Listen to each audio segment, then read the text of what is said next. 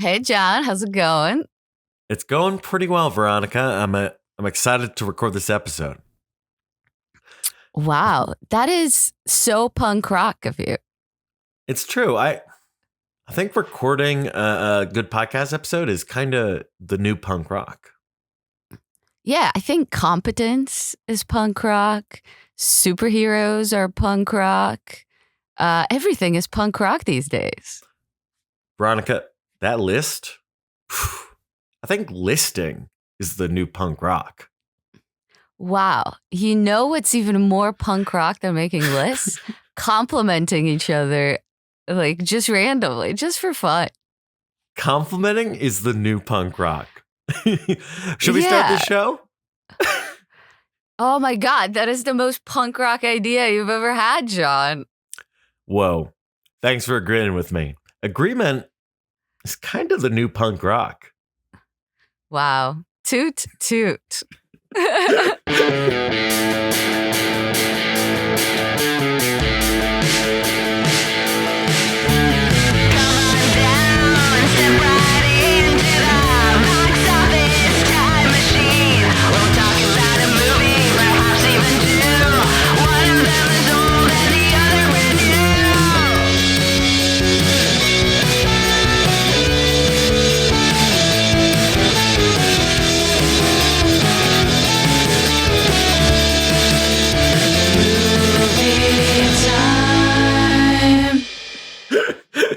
Wow, amazing. Crushed it. Perfect opening. Perfect As energy to start the Very show. punk rock. Yes. You know, I'm listeners. sorry, my chair is making weird sounds.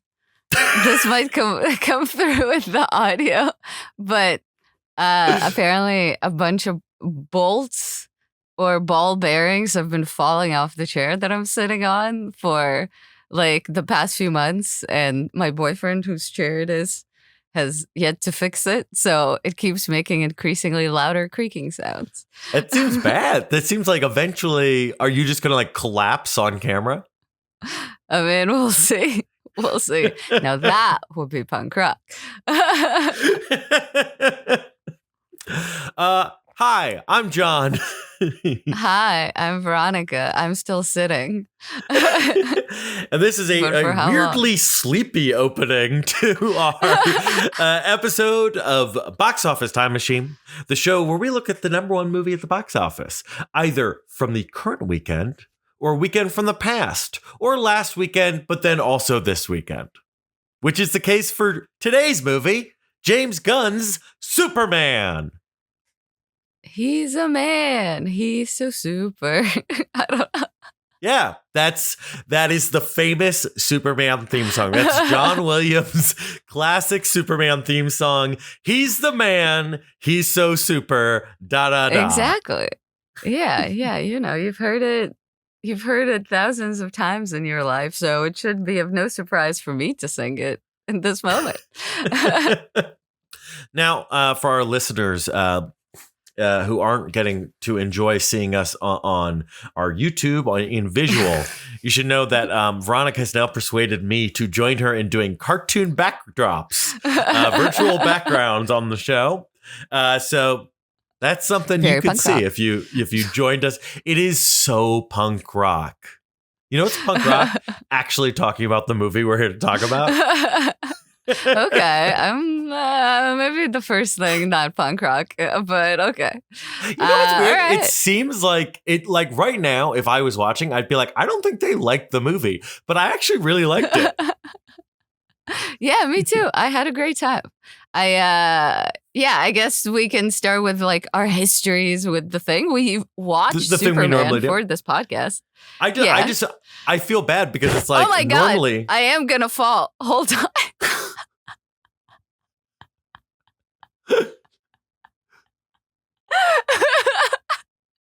Oh my God. Okay, maybe now it's gonna be okay. I blame I don't know what the to do. backdrops. I blame the virtual backdrops. I don't know what happened, but the chair like shifted down substantially. I don't know if you saw it. I didn't. This is all going in. Oh, absolutely. It's great audio and even better video. I don't know why I'm pushing the YouTube so hard. I don't care.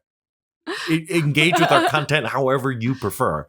Yes. I feel bad because we've done a bunch of episodes on movies I haven't really liked, and I feel like I've come in with more energy. And now we're doing I've been like, I don't want to seem like a hater. Let's do a movie we really like, and now I'm like sleepy at the start of it. So am I a hater?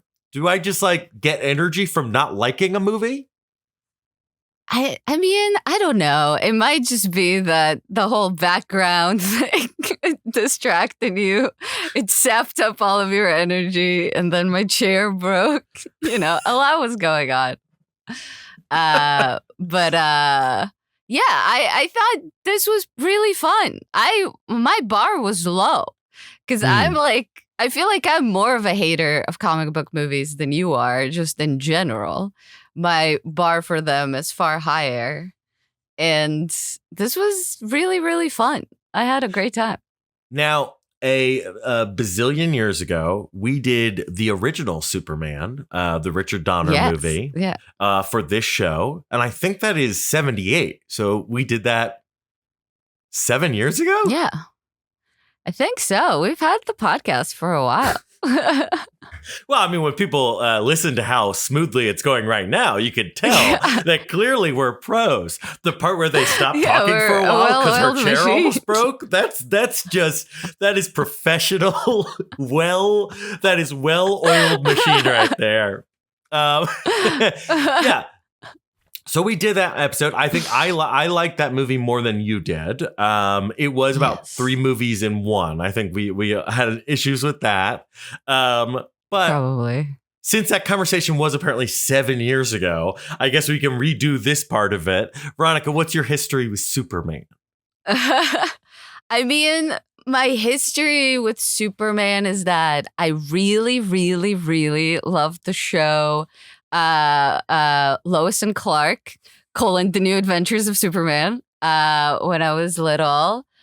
And then I experienced nothing of Superman except for the Kevin Smith Q&A story about attempting to write a Superman movie in the 90s. I then saw the Bryan Singer movie, which I thought was okay, but I remember being disappointed. And then I saw the original one, which, again, it was fine. But I thought this is probably the best Superman product I've seen since, Dean Cain was romancing Terry Hatcher in the late 90s. So, I came out satisfied. What about you? I never watched Lois and Clark. I was never a big Superman guy. I remember when Superman the Animated Series came out, and I was very much like, I wish I was watching Batman. And I would enjoy it just fine. Too bright. Too much focus on journalism. I never really read the comic books. I have tried to read All-Star Superman, which this is heavily influenced by the Grant Morrison, Frank Quitely, I believe, book. And I buy a lot of comic books and don't read them. I walked out of this movie and I ordered the Supergirl series that the Supergirl movie is based on, because that scene with Supergirl tickled me, and I was like, I want to see that, so I'm excited for that. But yeah, I've liked Superman fine. I really enjoyed the first half of the 78 movie, and I think I am very much. I like, first off, I like comic book movies that are allowed to be comic booky. My favorite is, Spider-Man 2 and Batman Returns, which isn't really comic booky, but it's certainly not grounded. I'm less of a grounded superhero guy. And I was in the mood for a movie about a nice guy. I really was. I've been excited for this movie all year. I was just in the mood to see a movie about a genuinely nice guy being nice. And And I kind of got it. And I've been a fan of James Gunn's movies. I really liked The Suicide Squad, probably one of my favorite superhero movies of the past, is that the one where there is a the or there isn't a the? He did the one with the. Okay. He's had the. So, the good one. Yes. And I will say, I think that movie I would put that movie above this movie. But we could get into the details of that later. Let's start with all the positives, because I really like this movie. I don't know that I loved it. I loved watching it. I had a great time watching it. I think it maybe doesn't come together exactly as well as The Suicide Squad does. But let's start with the positives. How about we start with that? What a good cast. Yeah, everyone is doing, like, I thought, Lois Lane would just be kind of like an annoying damsel person. And she was really fun. I love Jimmy Olsen. He was really, like, his character is probably, like, the most surprisingly fun one. All the little, like, what were they called? The Justice Gang people are so fun, even though I really wanted way more Nathan Fillion than we got. Yeah. Well, you're getting a Lanterns TV show, so get excited. Well, I'm not going to watch that. Is Nathan Fillion in it? Yeah. And Kyle Chandler. Okay. Well, maybe then. But yeah, I wish there was more of them. But I thought everyone did such a great job. I mean, even Lex Luthor, who's not like the nice guy, obviously, canonically. But I thought Nicholas Hoult did such a great job. Yeah, it was a fantastic cast. Even Bradley Cooper was okay. We do get a Bradley Cooper cameo. Yeah, we'll talk about that. The cast is wonderful, and this is very much an ensemble movie designed to kickstart the DCU, not the DCEU. They're really making this easy. It's not Suicide Squad, it's The Suicide Squad. And it's not DCEU, it's DCU. What is DCEU? The Zack Snyderverse was corporate called the DC Extended Universe, because I think they didn't want to sound as similar to the MCU, so they went EU. And now for this new universe, they're just calling it the DCU. Yeah, I'm sure like the E was the thing. This is remember like that interview with Vanilla Ice when they were like trying to get him to admit that like his song ripped off Another One Bites the Under Dust. Pressure. Under Pressure, sorry. But he's like, ours goes ding ding ding ding ding. And that's the E in DC. They're not the same. They're not the same. But no, as I was watching this, I really was like, there's less E in this movie, and I can tell, and I like it. Yeah. And I'm here for it.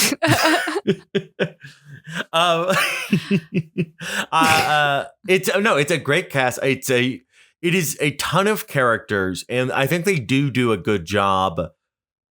They do exactly what they want to do from a brand standpoint, which sounds like a gross way of talking about this. But I did watch this and go, I'd like to hang out more with half of the characters in this movie, which I think is probably the best thing that they would want someone to say coming out of their universe Kickstarter film. But it really does utilize all the characters really well while not losing the focus on that guy in the title. What'd you think of David Cornsweet as Superman, who, spoilers, is Clark Kent? Whoa. Oh my God. The same guy? The guy with the glasses? That was actually the same actor. Superman. Yes. And the nerd with the glasses who works at the newspaper? They were the same guy? Yes. Superman, the New York financier. The New York financier. Now I'm even more confused. I thought you were referencing a bit. It doesn't matter. I'll tell you later. No, yeah, I thought he was very good. Mm-hmm. Yeah, no, he's great. I've never seen him in anything before. I'm now looking through his. Oh, I guess he was in Twister. So I guess and in Pearl. Oh yeah, he was a projectionist. Who was he in Twisters? Hair. Was he one of like the rich tornado chasers? I think so. I think he was the asshole. Maybe. He's very tall. He could have played the Twister. Oh, he might have been the Twister. Do you think he it was wasn't the politician? He did the mocap for the Twister. He just spun around really fast wearing a green suit, and they used that to mocap the Twister. But yeah, I will say I never remembered him in a role before, so it was almost as if I was like, oh, cool, a new guy. I bet he's big on the CW. I assumed that he was on like some CW show, but apparently he did a bunch of Ryan Murphy shows. So there you go. But I mean, I think you say that there's a bunch of characters and they set up the world and all that, but I thought what was good about this movie is that I did not need to know a ton of other stuff to enjoy it. This was not a situation with like a Marvel movie circa 2 years ago where I had to have seen like 4 shows and like 5 prequels to understand who this character is and what they want. So it was kind of refreshing to have a self-contained movie. And I hope for the DC now E-list they will learn the lesson of not doing that they would just keep their movies fun and self-contained. Like, yes, obviously bring characters from the past, whatever, but like, have a movie be standing on its own would be so nice for a comic book movie. Well, nice. I think it's that thing that we say in every like third episode, and every episode I'm like, it's crazy that we have to say this, but it's really nice when a movie has a story. Yeah. Like a story from the beginning. So this, I am a hater because I'm instantly getting more energy as I'm about to say what I'm about to say. I saw Superman 16 hours after I saw Jurassic World: Rebirth. Oh, here we go. John threatened that this would be coming. I have not seen Jurassic World, dear listener and or watcher. So, well, good news, Veronica. Have you seen a Jurassic Park movie? I saw the first one. Then you've seen Jurassic World Rebirth. You have seen the movie. If you have seen a Jurassic Park movie before, you have seen this one. It is that movie. There is not a single scene in that film that is designed to like move the story forward, or is there to explore a theme in some way. Every single scene in that movie is only in it because Jurassic Park movies have scenes like that. Now's the time for that scene. I feel like that's the same thing I said about F1, but it really is. Yeah. They are. The end of the movie, it ends with like a big like choice, but the choice has nothing to do with anything that came before. They're just like, well, now there should be a choice at the end. There should be like a moment. There's a family that's in it for no reason. I don't mind there being kids, but like the family doesn't connect to the themes of the rest of the story. There are no themes. And at one point, my last Jurassic Park complaint, they give the little girl a cute pet dinosaur that she finds. And like a real one? Like a baby Yoda. They give her a baby Yoda. Okay. But it's a dinosaur. Like not a toy in that universe, like a real dinosaur in that A real dinosaur in that universe that is 100% a toy they're trying to sell in our universe. Okay. That is why this character exists. But the thing is, as I'm watching this movie, let me ask you, Veronica. Imagine I forget, she's like 8 to 10-year-old girl. If a little girl had just spent 24 hours going to a place and being hunted by, let's say, big cats, tigers, mountain lions, jaguars. She's seen people be torn apart by big cats. She's almost been torn apart by big cats herself.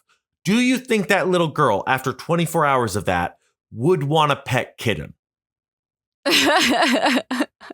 I would argue no. I would say no, but remember in the movie Titanic when that little girl who danced with Leo DiCaprio got a replica of the boat as the ship that rescued them docked in New York? I think it's a little different. Like, yes. I think it would be more like if in the middle of Titanic they took a break and a little girl was like, "Look, guys, I got a pet ice cube. I love my little ice cube." Yeah, I mean, that's kind of the problem of that franchise merchandise-wise, I feel like, is that I feel like they're not necessarily selling dinosaurs as, like, cool pets to own. The whole, like, concept of the movie is that dinosaurs make bad pets. I think if I were to be reductive about the Jurassic Park. Well, it is... It is a franchise that began with the concept of we can't control nature and it's bad for us to try to control nature. And then by the fourth movie, we had a velociraptor trainer whose only thing is that he can control nature by holding up his hand. Stop, velociraptor. Stop. A Jedi does that, right? I say with my treasure trove of Star Wars knowledge. But anyway, seeing that movie. How is ScarJo? Was she good? She's fine. She got a lot of money to be in that movie. Good for her. Good for her. It's not a good movie, but seeing that and then seeing Superman, it really was night and day because Superman has a story. It is about we are thrust into this world. Superman already exists. Meta-humans have been around for 300 years. But as the movie starts, Superman has had his first ever loss. We go from there. Like, it's a story. I will say, here's my critique, my small critique. I feel like, so compared to The Suicide Squad, you saw that, right? Yeah, I like that movie. Yeah. That has that movie where, that moment at the end where Ratcatcher 2 calls all the rats, and we have a flashback to she is a little girl with her dad who says the theme of the movie, which is, why rats, Papa? Is she British? I don't think she's British. Why am I making her British? Is she an Oliver? Please, Papa, more rats. No, I guess if she were an Oliver, she would have no papa, but okay. Oh, good point. Pretty famously. Yeah, it's about all those kids at that orphanage hanging out with their dad. But yeah, why rats, Papa? Because rats are the lowliest of all of God's creatures, and if they have a purpose, so do we all. Something like that. And it's very cheesy, but that is the theme of the movie, and it all connects. And I feel like, so this movie was originally called Superman Legacy. Mm-hmm. I feel like there could have been a little bit more. Would you say what would you say Superman's like? What is his conflict in this film? Well, I think he has kind of an internal, somewhat conflict where he feels like he potentially doesn't belong, right? Mm-hmm. That he is trying to prove both to himself and to the people that he's saving that he belongs with them, that this is his purpose and he's doing what he is set out to do. So I think that is probably his kind of internal conflict for this movie. Externally, Lex Luthor is out to get him. Yes. And he took his dog. Lex Luthor did take his dog, which is very mean. And it's not even his dog, which is really shitty. It's like the dog he's watching. So that's like you lose your cousin's dog while watching. Terrible. That's a bad look. But I mean, like for me, it's kind of like the like question all around the movie is like, is Superman too good to be true? You know, right?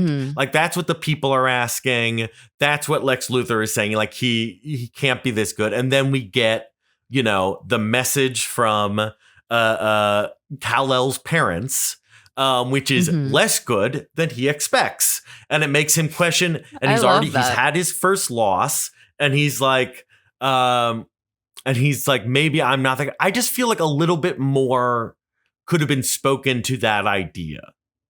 Really? I thought it was well articulated for me. I don't know that I needed more on that. I felt like there were so many already instances where they kind of talk about that theme so much. So I was fine with it. It's okay. It's like, so he has his talk with his adopted dad, Jonathan Kent. And Jonathan Kent says basically, you are your choices. Whatever your choices, your action, that's who you are. But I don't know that I felt like that's what was bothering Superman before that point. Well, I think it was because he had the crisis of faith of like he thought that, or it felt like the reason he was doing these things, which is helping humanity, was that because his parents told him to. And so he had a crisis of faith because he was like, oh, they actually did not tell me to do that at all. And they might actually be kind of villainous to some extent. And what do I do? Does that still make me good? Does that still make me this helpful person that I see myself? And then his dad reassures him that he is. And we have that arc towards the end where he kind of realizes, okay, the parents who reflect my morals and what I am doing are my parents in Kansas, not the parents who I know through this broken tape. And I am living the ethos that they have instilled in me, which is goodness and, you know, helping humanity. I don't know. I thought all of that worked. I teared up at the end when he's like, the robot is like, I'm going to put on the video of your parents. And then it's like, I thought it was very sweet. Yeah, I guess it's there. I don't know. Yeah. Okay, I'm going to pull back the curtain. We saw this movie a week ago. We don't usually record an episode a week after we saw a movie. And I do think it is harming our ability to talk about it a little bit. I mean, I don't know. I think you not remembering a thing that bothered you. I remember it. I'm just like, he has a conversation. It felt to me at the time like, even though I know that was the problem, that he spent more time worrying about what people thought, less than having like an inner like crisis of faith.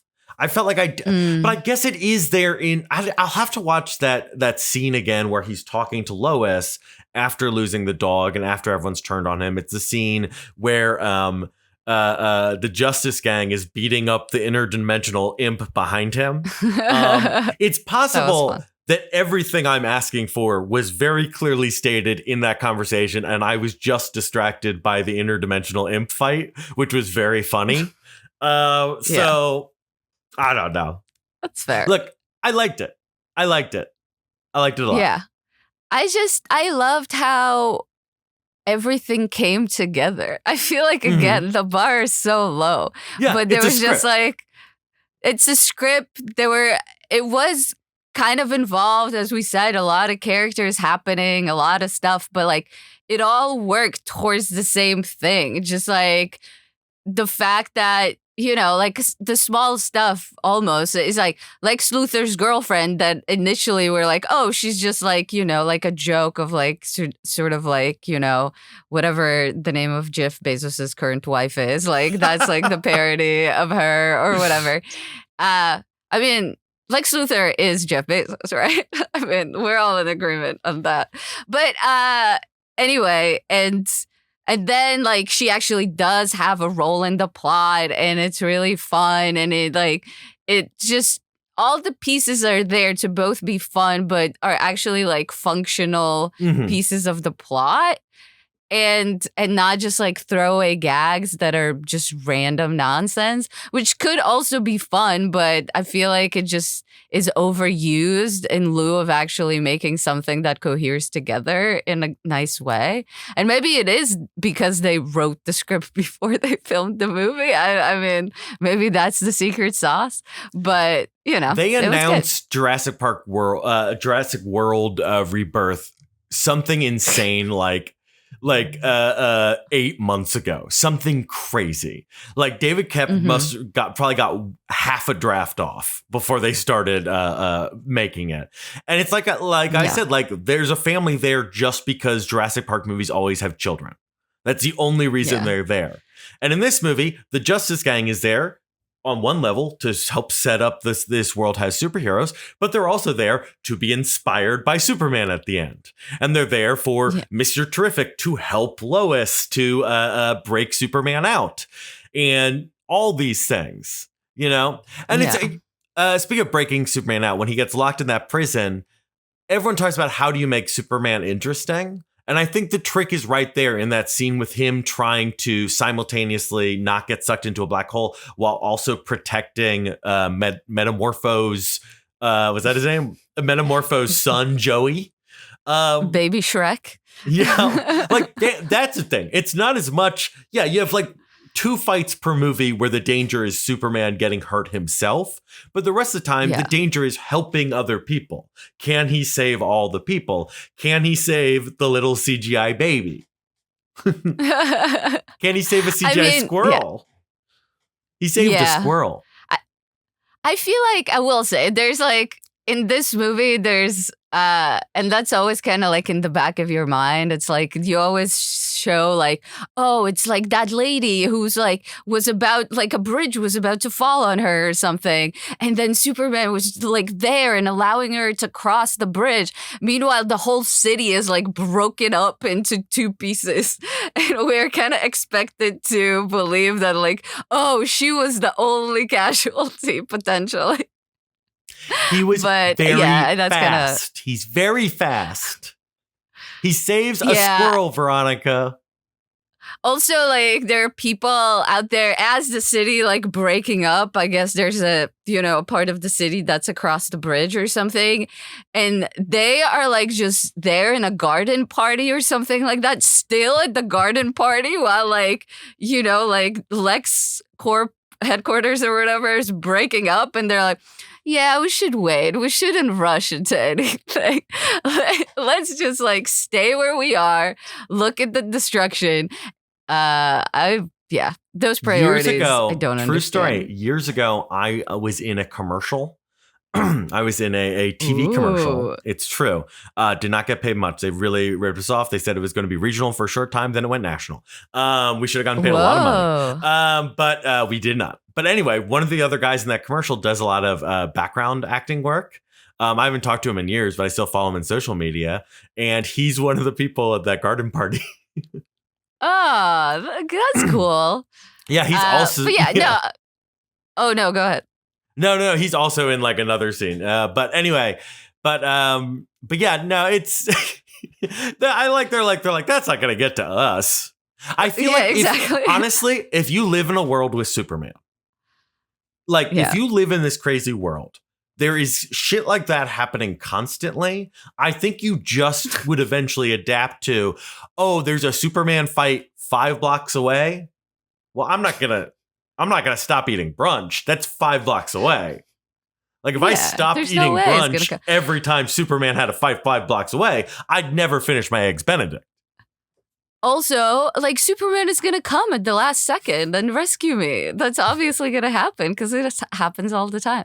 I do wonder what the Metropolis budget for repairs is because like that is like a big one. A black hole opening up in the middle of your city. I feel like that would require a lot of cash. Veronica, my favorite part of the movie. I don't think it's his first, but because I think his first line is "Home, take me home."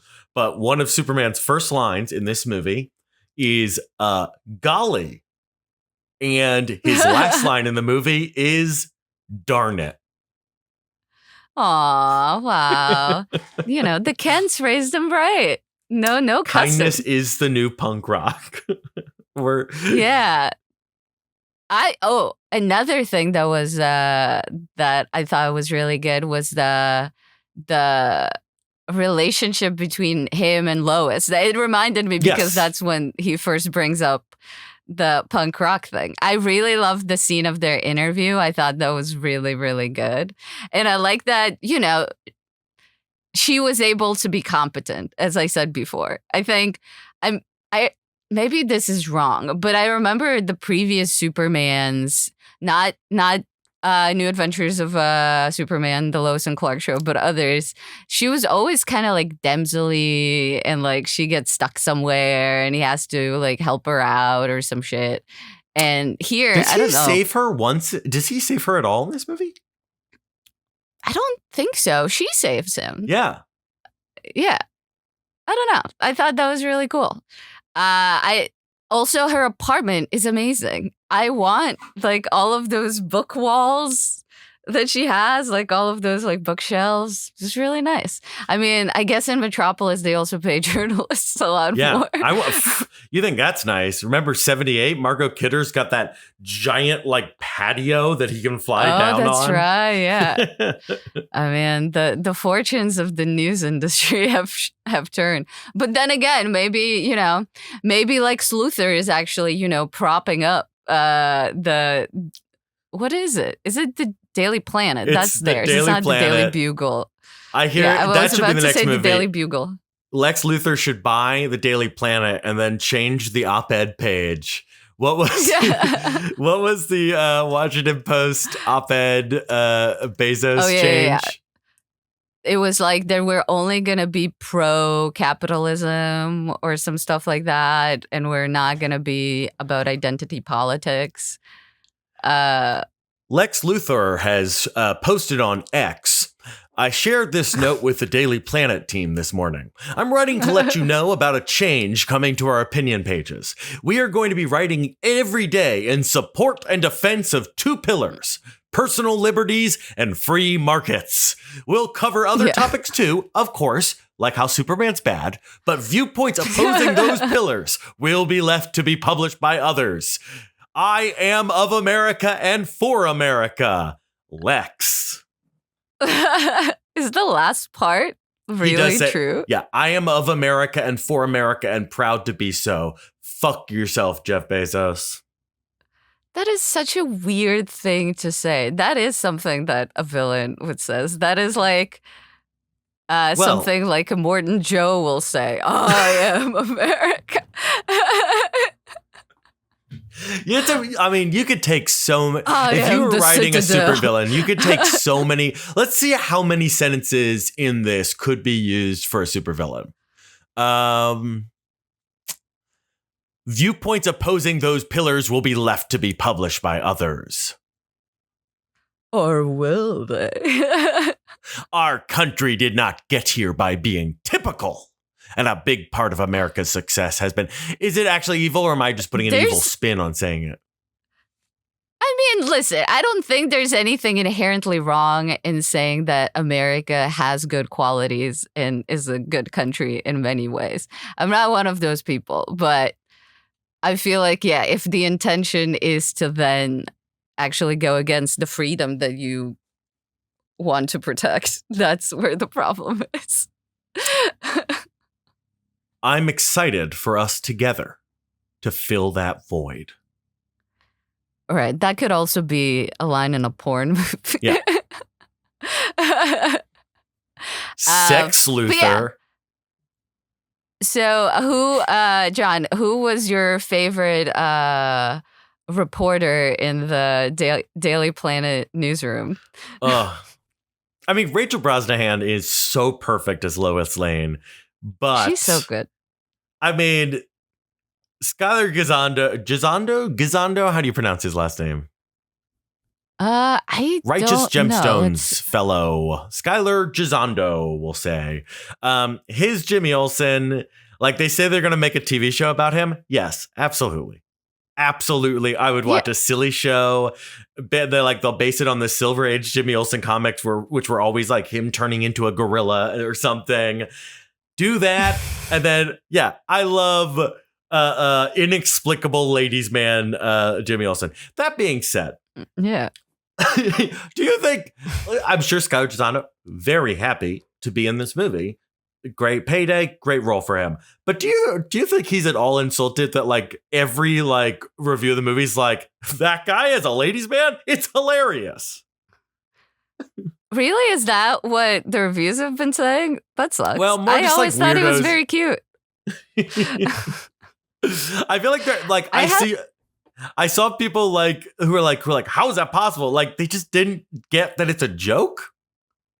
Like that's a fun there's joke. also that, but also it's like any usually like nerd in a movie is actually a very conventionally handsome guy with like, you know, glasses and like a weird haircut or something, and like that's how he is like a nerd. Like this guy is perfectly handsome. But yeah, I think my favorite, I gasped when I saw Wendell Pierce appear on the screen.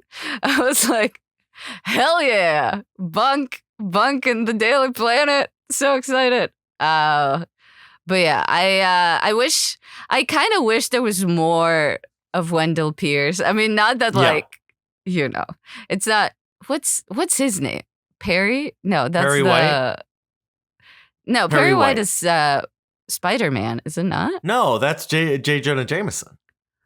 Oh, okay. So yeah, Perry White. I also I did chuckle at when they're trying to edit a story when they're on like the spaceship or whatever, and the world is falling apart, and it's like, where are you sending the story? Where is that story They're hitting going? publish. I worked at a news website, and it was based on a WordPress. So we went in and hit publish. I mean, I worked on a news website too, but it's just the idea of like the city is falling apart. Like, alert the presses that are surely manned currently. We're gonna print this story. It's the internet. Not everyone. People in Gotham still got to read that article. Yeah, but I mean, do you think the infrastructure is still there? The internet has survived a black hole? It's a centrally located black hole in a pocket universe. It is not affecting. Okay. I think Wi-Fi still works, if that's your question. Maybe they're using Lex Luthor's Starlink or something. Oh, definitely. So he's Jeff Bezos and he's Elon Musk? I mean, he has Elon Muskian qualities too. I feel like he shot that guy. Well, in terms of like just the product that he provides or like works on, that's more Muskian than it is. I think his most Bezosian quality is his baldness. I feel like I don't think there's. Well, I guess Bezos also wants to go to space. They all want to go to space. I'm surprised that they did not say that Lex Luthor owns the social media network that he has all the monkeys typing on. Oh, I guess that's like he owns the monkeys. Why does he need to own the company? True. When he has locked up multiple ex-girlfriends in a pocket universe prison. Yeah, that was like very a very Elon Musk. Incel behavior. That feels like something Elon Musk would and probably has done. Yeah, but it's like instead of like glass boxes in the netherworld, it's like diamond mines in South Africa. Right now. Honest question to you. Percentage chance. What percentage do you think the chance is that Elon Musk currently has a woman locked up in a cage? I mean, is this turning into a QAnon podcast? I thought this would be a funny joke, but now I feel like I hope not. I mean, but though he does need breeders for his, pronatalist fantasy. So there's that. Okay, here I'm gonna swerve back into the please into the Superman world. There's the one thing that I thought, and I don't really know how to do it because I feel like this is the Achilles heel, as it were, of the whole Superman story, is people can't fly. That yes, well, that's the Achilles heel of our story too. No, that like there's such a clear imbalance in power, physical power between Lex Luthor and Superman, that like no conflict where they come head to head directly in person is possible, basically. Like, because Superman, as he did almost immediately, is just gonna like break Lex Luthor, or like will have his dog do it, and that's it. So it's just like in this movie, the main confrontation happens between between Superman and, spoiler alert, well, maybe not, but like a robot controlled by Lex Luthor, and it's basically they're just talking to each other through a screen, which I found to not be super compelling dramatically, to have that be like the climax of the movie, just like shots of actors in different spaces yelling at each other, but actually just like into the air.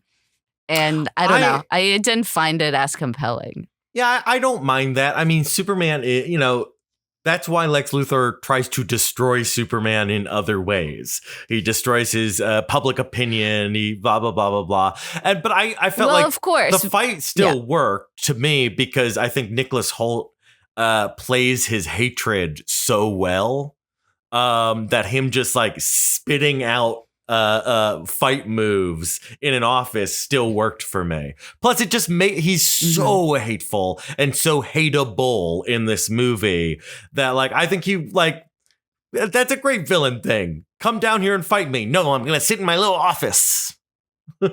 Yeah, I don't know. I think Nicholas Hoult is fantastic in this. I think he like his Lex is so. I feel like I've never thought of Lex Luthor as vulnerable as I think he kind of made him, because he's clearly powerful in many ways, but he's so insecure in others, and like that vulnerability was really coming out so well. And I really like the idea of like them kind of figuring out, basically building an AI that can fight Superman, essentially, that they control like a video game. I thought all of that was good. It's Superman's clone.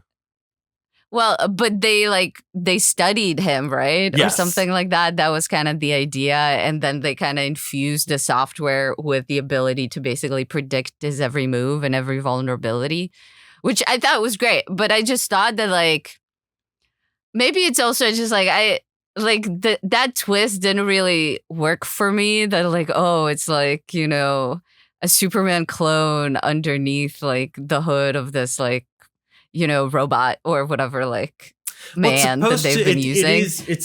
It's supposed to connect to that theme we talked about of Superman's crisis of faith, that here is a dumb, evil version of him. But again, like that goes back to my feeling that theme maybe wasn't as well as it. That works.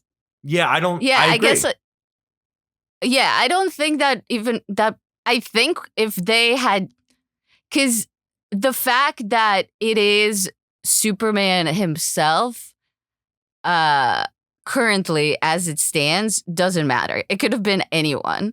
Like, he is literally just a vessel of Lex Luthor to talk to Superman via and hurt him.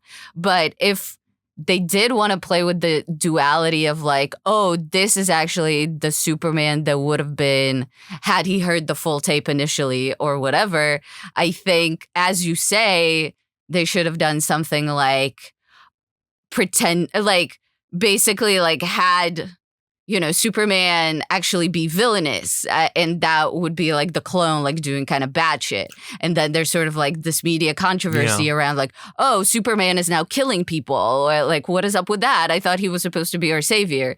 Not saying that would have necessarily made for a better movie, but I think like if they wanted like for there to be more of an impact about their, like the duality of Superman and like have the fact that the other guy is his clone matter, I feel like they should have done more with it, I suppose. I think I didn't need it to be like duality. I think all in all, I think I wish we had seen Superman stop believing in himself a little more than we saw. Yeah. I guess all of that still worked. I feel like that part specifically did not fit in with what I thought was thematically a pretty coherent movie. Yeah, really briefly, what do you think about the twist with the Kryptonian? What is the twist? That is the second half of the message. Oh, like that, he was supposed to like impregnate the ladies of the earth, that part? He was supposed to rule over humanity, which involves knocking up a lot of ladies.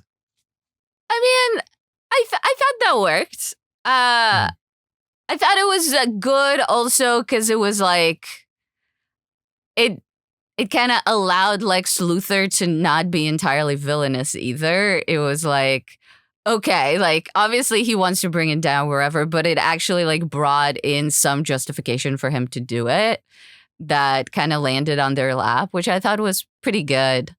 What did you have issues with it? I think in this movie by itself, I think it works really well. I think this is a fine interpretation. Like versions of the character have gone in this direction before. This isn't like a totally new thing.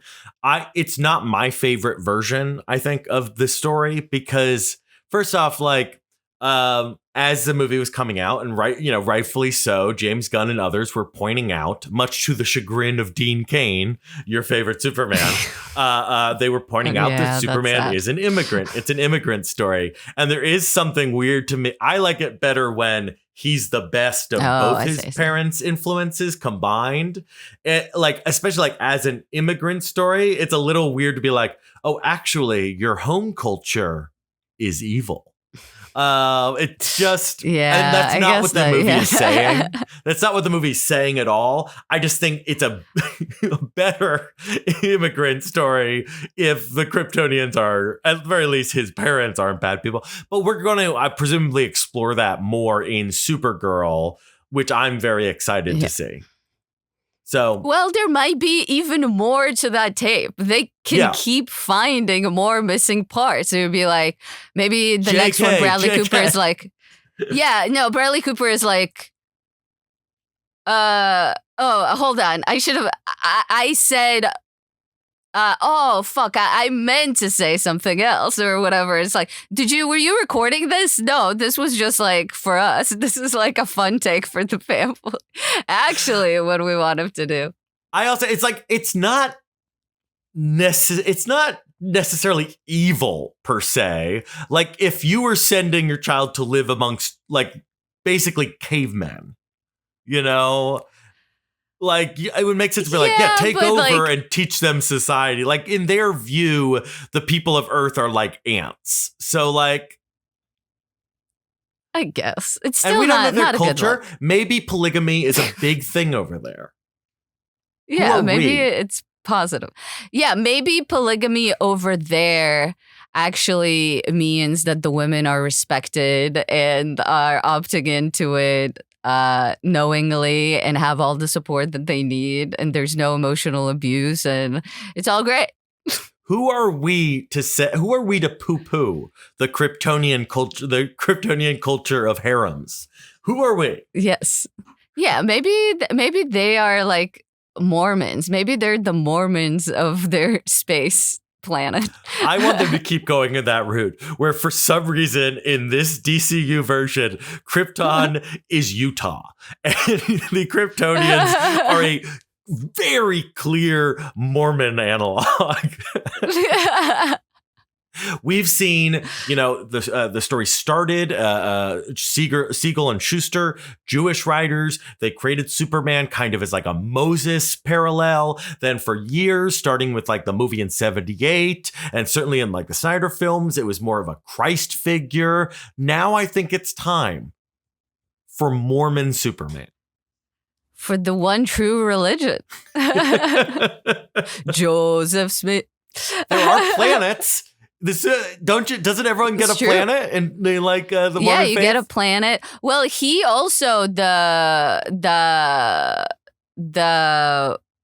prophet, or not the prophet, the angel who came and gave John Smith the tablets. Adonai. I'm trying to remember the Book of Mormon lyric. But yeah, it's like he also comes from a planet. So, it's time for the space age religions to be incorporated into Superman. Hopefully Scientology is next. I'm searching right now. Superman Mormon analog or Moronai? Superman and the Myth of the Dying God. Here is an article from the Fair Latter-day Saints. So that's the thing about Superman. He's been around long enough that you can find someone doing any kind of reading on the character, and I think that's fun. I think that's cool. I liked Hawkgirl. I like how she squealed like a bird. She screeched. Who? Sorry. Oh yeah, she was fun. More of her. Way more of Nathan Fillion, I say. Are you excited to see Supergirl? No. I mean, that's the thing. I'm never excited. Once the movie comes out, if it's good, I'll have a good time. But I'm not going to look forward to these because a lot of time they suck.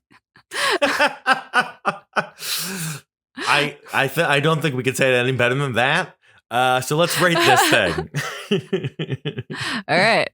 3, 2, 1. A-. B+. Okay. Yeah, I was kind of oscillating between A- and B+. So classic. Well, you know what, Veronica? 1 half off. I've always felt that maybe oscillating is the new punk rock. Wow. Oscillating has been punk rock, John, since the 70s. I can't believe you're just coming around to it. Veronica, what else have you watched recently? Oh, boy. I actually saw some good movies recently. Oh. Somewhat. Well, the first one is not that great, but I guess it's a thing to have now seen. I saw finally Bill and Ted's Excellent Adventure, which I've never seen before. Whoa, that is a great film. I don't know if it works if you watch it for the first time as a woman in, let's say, complimentarily mid-30s. I think like they're all very sweet, but it's just like I feel like that movie was missing some beats, in my opinion. Well, I'll tell you this. That song, their future song, in time, da, da, da, da, da, da. Is that in the second movie? No, wait, the first movie? That's an excellent. When they go to the future and see and get to hear what their band sounds like, it's an actual song, and it fucking rules. I don't remember that. I love that. It's okay. I'm looking. It's called In Time. I'm 90% sure. By the way, the name of the angel Robbie prophet Rob. is Moronai. Robbie Rob? In Time. In time. Do, do. Okay, so you saw that. So I saw that. I thought it was fun. I say also they didn't actually write a report, so they would not be getting an A+. I feel like they just brought a bunch of people from the future. They hired actor from the teacher's perspective. They hired a bunch of actors and somehow got all the tech set up with like spotlights. You're giving them an A. All right. Well, that's fine. I saw Burden of Dreams, which is like the documentary about the making of Fitzcarraldo. Have you ever seen it? I have not. It is Have you seen Fitzcarraldo? I actually have not either. Sorry, Mr. Okay. Herzog. Well, I mean, I'm sure you know that it's the movie where they drag a giant boat through the jungle. But like that's sort of the thing most people know about it. And this is a documentary about the predictably disastrous production that, was making that movie. I thought it was great. It was like, it almost felt like, it's kind of interesting because like Herzog as a subject of a documentary is somewhat like the subjects of Herzog documentaries. So it's like he is so misguided, like in his quest to make this all realistic, to the point that he's like so protective of these indigenous people, yet he comes into the place to destroy their habitat in order to drag a boat through it. So he's almost like a grizzly man. Like, I don't know. It's just, it's wonderful. Like, if you haven't seen it, almost just watch that. It's better than Fitzcarraldo, which is fine. I saw Ballerina finally, so I'm all caught up on the John Wick cinematic universe. I thought it was really Ballerina? Fun. Okay. I enjoyed it. Like, I said in my review that I almost wanted more backstory. I feel like we got very little backstory and like what the villain's deal actually is, and the villains are pretty weird. Have you seen it? No. It's really fun. I think like Ana de Armas does a great job. Angelica Houston does a less good job at a Russian accent, but it's fine. I finally saw In the Mood for Love as one of the 9 movies that I haven't seen from the New York Times top 10 movies of the century list. And it was really, really nice. It was a lovely movie. Very like the cinematography in it is phenomenal, and it's a beautiful story. And finally, I guess maybe we can both talk about the fact that we both saw Eddington, which I saw in the last few days, and you have as well. I'll rock it through the other things I saw, and then we can end things out with a brief discussion of Eddington. Sure. I saw The Long Kiss Goodnight. I had never seen. Oh, it's fun. Or fun the first premise, half is fun. Great cast. I think that one could have used a few more drafts, Mr. Black.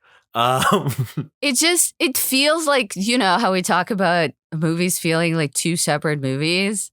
That movie feels like that so much. The first half of it is fantastic. Yes. And then the second half is just like a boring shoot 'em up, and it's so disappointing. Yeah. Yeah. Anyway. It's I saw Orphan for the first time. Oh, with the old lady who's a girl? Spoilers. Oh, sorry. I thought it was well known at this point. I never saw it, but I read about the twist. I've seen the prequel, which is hilarious. They made a prequel like 2 years ago, years later. Is the prequel Girl with Parents? They like Wet Hot American Summered it, where she's even older, playing younger. Now she is like, at the time, she's excellent, the young actress in the original, and she's fun in the new one. But like now she's clearly an adult in the new one. So it's not in the universe of Orphans, it's not like a Benjamin Button situation where they actually age backwards. Okay. No, the character has a condition that makes her, she's like 36, and the condition makes her look like she's 12, and right. She is a crazy person. It is like, I'm not a big fan of like evil child movies, but it's, the twist that we've just spoiled is a great twist, and it is so trashy, and I wish I had seen the movie without knowing the twist, but like, I heard it years ago. It is, the movie looks beautiful, and it really is like hiding how incredibly trashy it is. But it's fun. The second movie has a completely different twist, and it is, while not as shocking, I would say more fun. Even more fun. It is. Is she now secretly a child? I won't even hint at it because it's genuinely very fun. I saw Bring Her Back, the Filippo brothers movie, their follow-up to Talk to Me. I didn't really like this one. It was very unpleasant. Haven't seen it. Sally Hawkins, the cast is excellent. Oh, Sally Hawkins. I really respect, like, in both of their movies, they're like, that's a ghost movie, Ghost in Possession. This is also kind of Ghost in Possession, but it's more like more monkey's paw kind of type stuff. Not really. The thing is, I respect they come up with completely new, at least to my eyes, mythologies for these movies. Like, it's a ghost hand and you grip it and a ghost possesses you for 30 seconds. Never seen that before in a movie. This movie is about a lengthy process to resurrect someone. Spoilers, it's pretty clear, it's in the title. But this one, it is too complicated. It is like, instead of being like scared, I spent a lot of the second half being like, wait, so why does she need the other person here? Why? Okay, so that makes them talk in other voices. It's just overly complicated. I think it could have been a little simpler. But it is also, well, it's a complicated process bringing people back to life. There's a lot of moving parts. It is a movie that is very much just a whole lot of child abuse. And it is fairly unpleasant to watch.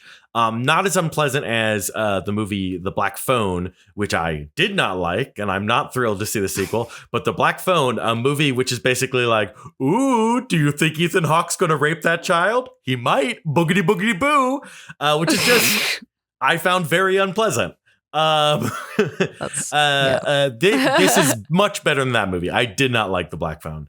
I did not like it as much as Talk to Me. I know some people really liked it. Didn't do it for me. Okay. Is that it? All right. Did I see something else? No. Okay. Eddington. It's Eddington time. A divisive movie that I think we both liked, right? Yeah, a divisive movie that united us. Yeah. That's rare. People hate this movie. I don't think that's that rare. I feel like you and I have, while like our level of enthusiasm for certain movies is different, I don't think we have like usually entirely polar opposite opinions. No. movies. I'm saying it's rare that you and I are united completely different from everyone else. Yeah, which is not the case. Which is not the case. This movie does have big defenders. It's just very divisive. Yes. Maybe it's not that rare. I don't know what I'm talking about. Yeah, I mean, I've definitely heard, I will not mention the podcast that you and I were talking about yesterday, but I've definitely heard negative and I would argue bad takes about this movie.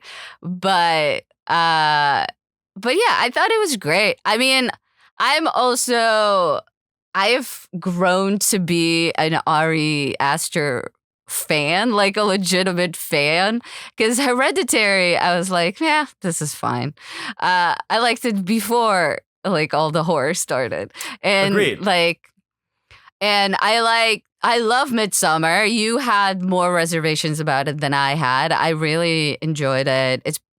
Until now, it was my favorite of his. And I really dug Beau is Afraid, like as sort of like an exercise in a certain kind of torture that was very specific, very well absorbed, if hard to watch. And this, I think it's almost like a culmination of his fairly short career. I feel like it kind of brings all of those elements together in such a cool way. I think it's still like a very funny movie, and I think it has more to say than his previous movies, maybe with the exception of Beau. But it definitely does it in a more accessible way. But so I really liked it. I think it's probably maybe tied or maybe even surpassed Midsommar in my mind of his movies. Yeah, this is my favorite of his. similar to you, like the last third of Hereditary, I feel like a lot of times his movies sometimes feel like not very cohesive. There's just stuff in there. I liked Beau is Afraid, but I would love Beau is Afraid if you cut 10 seconds off of every single shot in that movie. So I have been gradually, I've never disliked a movie of his, but they've never fully worked. This one worked the most for me. I like this a lot. The third act, again, kind of changes into a new movie, and it's less fun. Then it's just less interesting.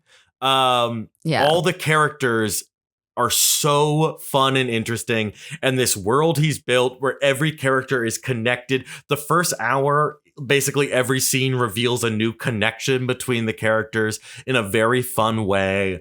And then so once the last third is mostly just without spoiling anything, Joaquin Phoenix and a bunch of other characters, it is less entertaining to me. I was like, I want you to get back to talking to all the other characters. I mean, I think, they change your POV at the end, which I think he talked about in interviews as being an intentional thing. But yeah, it's definitely a departure from the previous, like hour and a half. It's tonally very different. And it's fun. I think it goes on too long. I think that section of the movie goes on too long. A shocker for an Ari Aster film. But I think he really sticks the landing, though. I think I think the epilogue's great. The denouement or the epilogue was fantastic. And everything up, and while I enjoyed we'll just call it the shootout section. While I enjoyed that, I loved everything up until it.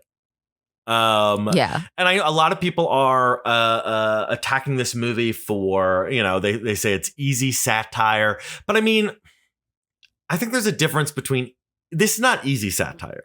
The things it's saying are obvious. Yes, conspiracy theorists in 2020 were crazy. Yes, some of the BLM stuff was performative. Yes, these are obvious things, but I think there is a lot that he gets at of very specific details of people's behavior. When the camera pans over, there's little stuff the camera pans over at one point when we first see Pedro Pascal's house, and we see that his character has hoarded toilet paper. Little stuff like that, with just little character details, are very funny. Or the girl in the beginning that I think ends up being the girl who's the main BLM. Are you saying fighter? The girl from the TikTok? The dancing girl? Who's is that? I was also wondering that. Is that the same girl? I have to imagine it is, but I feel like that girl might have been younger. I would imagine so. Otherwise, it would be such a throwaway. But the thing that she's dancing now that I've finished reading Giovanni's Room, it was so funny. There all are of the side gags work read so all well. The screens in this movie.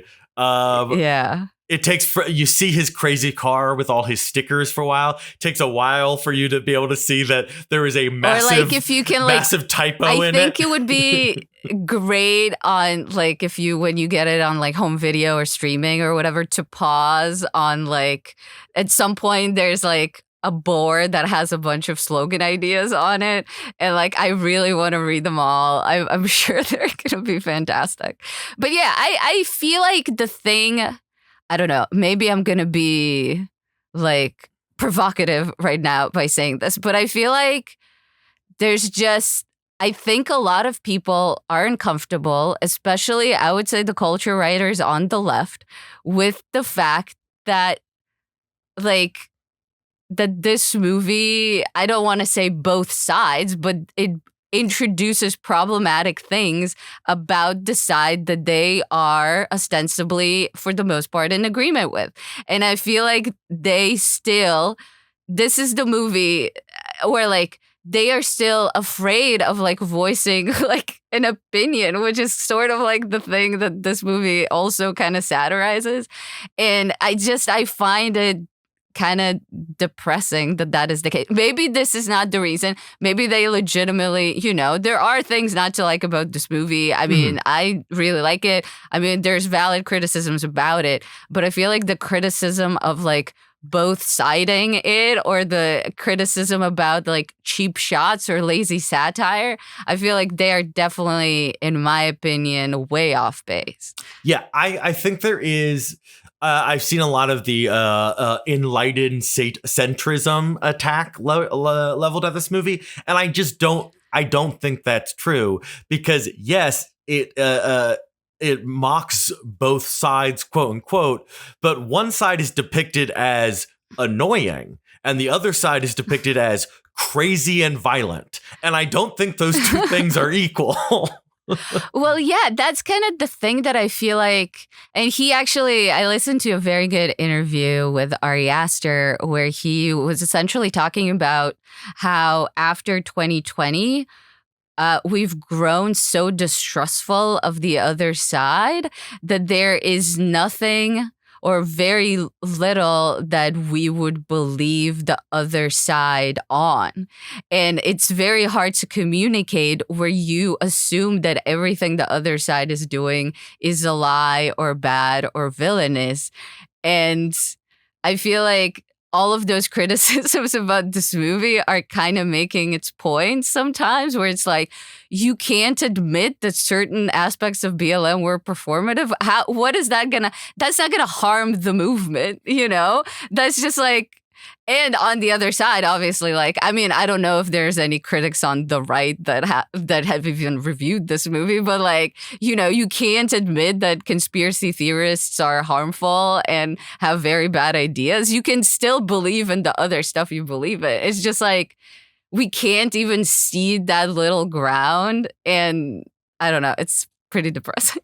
Yeah, I mean, at the end of the day, the movie is, while the movie's like, yeah, we all sound pretty stupid, it is also like, yeah, but these people who are profiting from us fighting, they're actually evil.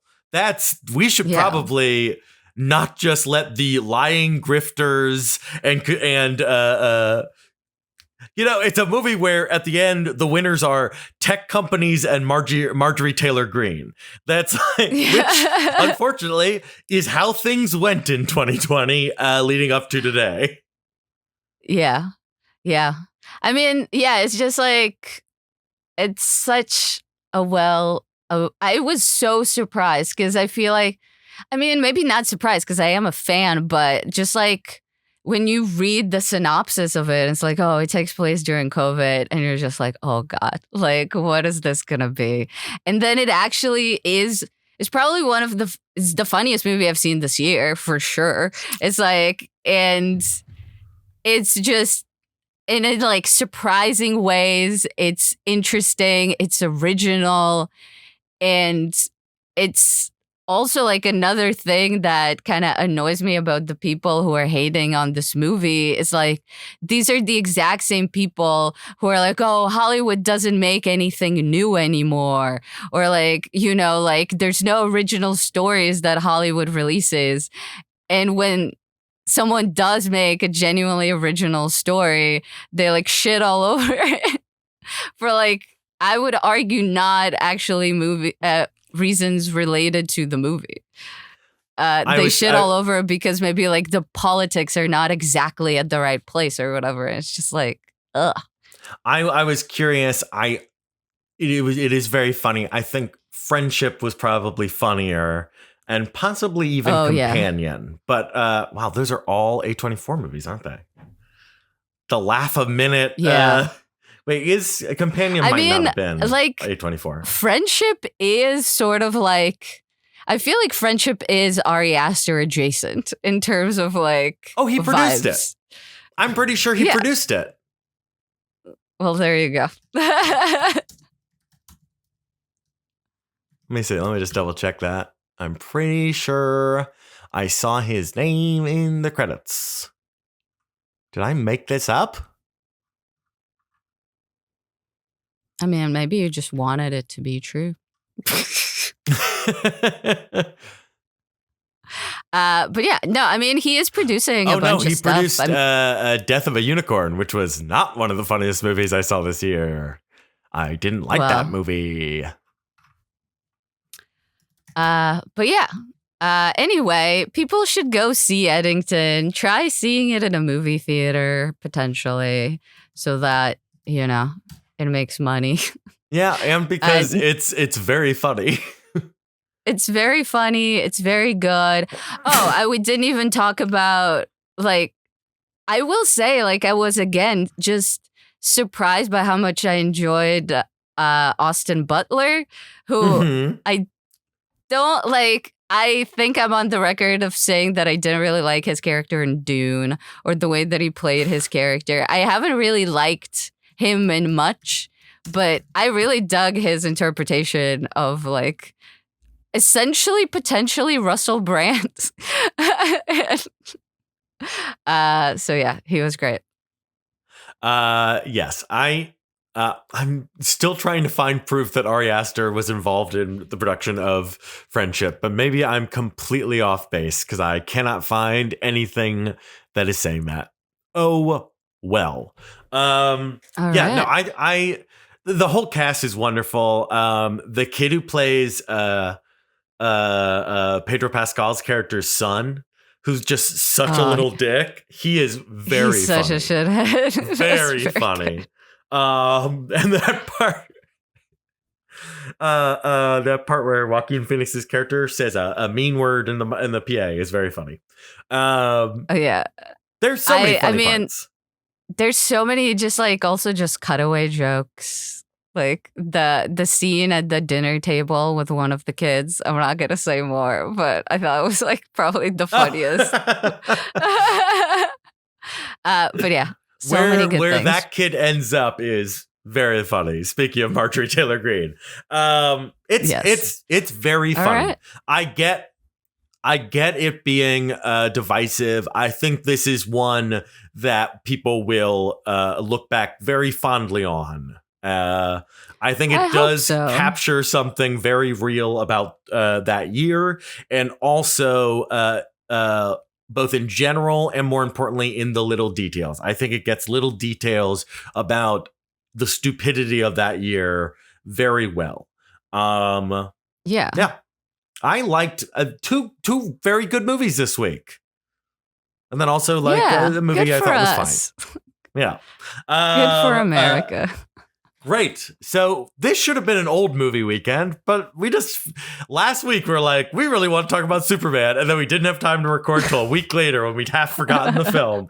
But I suppose our next episode. Well, next time we're definitely gonna do an old movie. Yes. What have we got on the docket?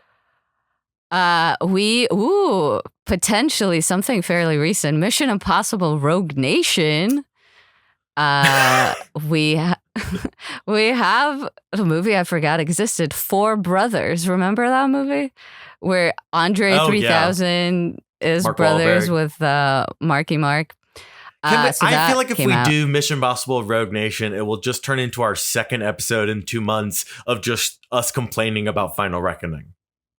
Yeah, maybe we can watch Dangerous Mind that I remember really loving as Michelle a kid, Pfeiffer? and I can't imagine that aging. Oh, it's going to be very bad. We can do Back to the Future after we have already done Back to the Future 2, so we'll be very time travel-y of us. Yeah, we did with John Marbley, I believe. Oh, we've been on for a very long time. We can do Jaws. I want to do Jaws from 19. Jaws is great. Or I don't know, mostly maybe because I've been meaning to watch it. It's the 50th anniversary. I have watched Back to the Future many times recently. I don't know that I've seen Jaws since I watched it as a kid. I watched it last time. I watched it in a drive-in during COVID in Maine on Independence Day, and it was amazing. Why wasn't that scene in Eddington? Yeah, that was my pandemic. I went to a drive-in to watch Purple Rain, but it was Brooklyn, so it wasn't a drive-in. You didn't really drive. We all just sat on folding chairs. That place was weird. Does that still exist? I'm glad it existed for that time. No, it's shut down. And last we could do still Sound of Music. Sound of Music was basically number one for most of 1965. But for both Jaws and Sound of Music, a lot of fun choices there. Back to the Future, great choice. Sound of Music, it's very long. Yeah. Well, it will be one of those, and I think probably the other one will be at a later time because they were in the box office number one for a very long time. Okay. So we'll have that opportunity either way. All right. I think it's time to end this episode, and I think ending an episode might be the new punk rock. Wow. You know, John, what would be even more punk rock? Sitting on a broken chair without falling down for an hour and a half. Very punk rock. Do you like the punk rock line? Is it too corny for you? I